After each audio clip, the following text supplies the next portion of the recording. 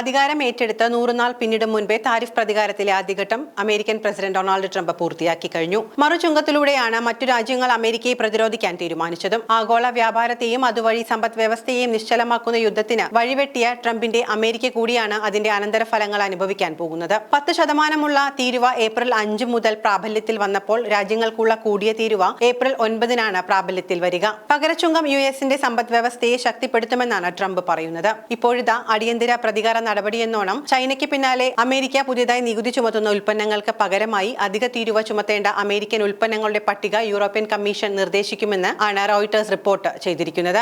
Reuters report ചെയ്യുന്നതനുസരിച്ച് European യൂണിയന്റെ ആസൂത്രിത counter താരിഫുകളിൽ $28 billion മൂല്യമുള്ള അമേരിക്കൻ ഉൽപ്പന്നങ്ങൾ ഉൾപ്പെടും. അതേസമയം യുഎസിനെതിരായ ആസൂത്രിതമായ പ്രതിരോധ നടപടികൾ പിൻവലിച്ചില്ലെങ്കിൽ ചൈനീസ് ഉൽപ്പന്നങ്ങൾക്ക് 50% അധിക തീരുവ ചുമത്തുമെന്ന യുഎസ് പ്രസിഡന്റ് ഡൊണാൾഡ് ട്രംപിന്റെ ഭീഷണിക്ക് വഴങ്ങില്ലെന്ന് ചൈന വ്യക്തമാക്കി. യുഎസിനെതിരെ ചുമത്തിയ 34% തീരുവ ചൈന പിൻവലിച്ചില്ലെങ്കിൽ വീണ്ടും അധികമായി 50% തീരുവ കൂടി ചുമത്തുമെന്നാണ് ട്രംപ് ഭീഷണിപ്പെടുത്തിയത്. ഞങ്ങളെ സമ്മർദ്ദത്തിലാക്കുകയോ ഭീഷണിപ്പെടുത്തുകയോ ചെയ്യുന്നത് ശരിയായ മാർഗമല്ലെന്ന് ഒട്ടേറെ തവണ ആവർത്തിച്ചിട്ടുണ്ട്. രാജ്യത്തിന്റെ നിയമാനുസൃത അവകാശങ്ങളും താൽപര്യങ്ങളും സംരക്ഷിക്കുക തന്നെ ചെയ്യും. യുഎസിലെ ചൈനീസ് എംബസി വക്താവ് ലിയു പിങ്ങു എഎഫ്പിയോട് പറഞ്ഞു. ചൈനീസ് ഇറക്കുമതിക്ക് 50% പുതിയ തീരുവ ചുമത്തുമെന്ന ഭീഷണിയുമായി ഡൊണാൾഡ് ട്രംപ് മുന്നോട്ടു പോയാൽ യുഎസിനെതിരെ ശക്തമായി പ്രതികരിക്കുമെന്നും ചൈന വ്യക്തമാക്കി. സ്വന്തം അവകാശങ്ങളും താൽപര്യങ്ങളും സംരക്ഷിക്കാൻ യുഎസിനെതിരെ പ്രതികാര നടപടികൾ സ്വീകരിക്കുമെന്നും ചൈനീസ് വക്താവ് സൂചിപ്പിച്ചു.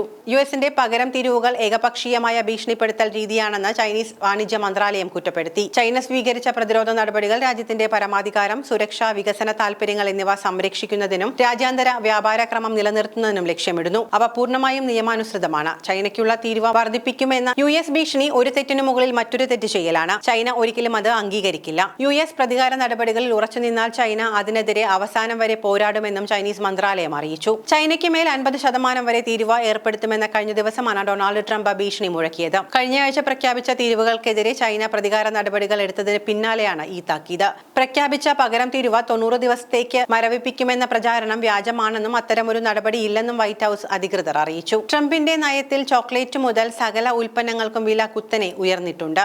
ഇത് ആളുകളുടെ കുടുംബ ബജറ്റിനെ ബാധിച്ചതോടെ ആയിരങ്ങളാണ് കഴിഞ്ഞ ദിവസങ്ങളിൽ തെരുവിലിറങ്ങിയത്.